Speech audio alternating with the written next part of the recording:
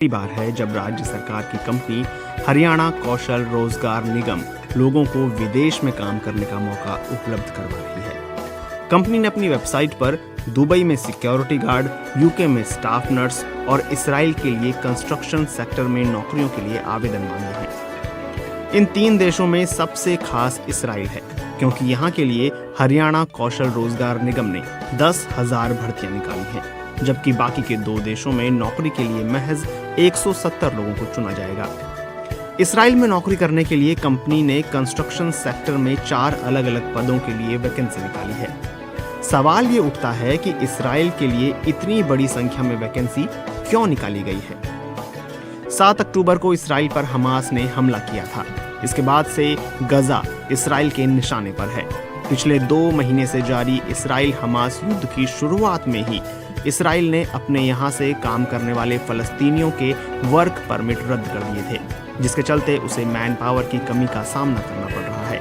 अनुमान के मुताबिक इसराइल को करीब 1 लाख कामगारों की जरूरत है, जिसे पूरा करने के लिए वह भारत की तरफ देख रहा है।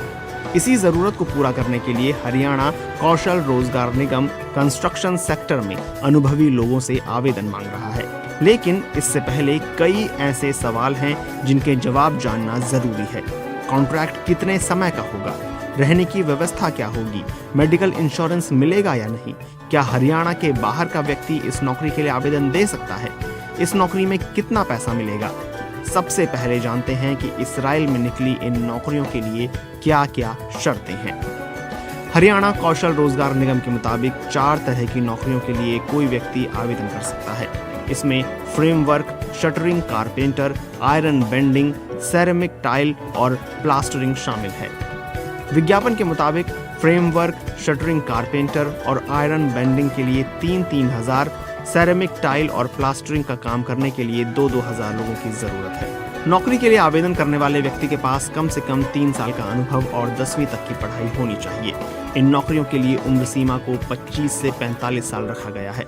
इसके अलावा चयनित व्यक्ति ज्यादा से ज्यादा 5 साल तक इसराइल में काम कर सकता है, लेकिन हर साल उसका वर्क वीजा बढ़ाया जाएगा।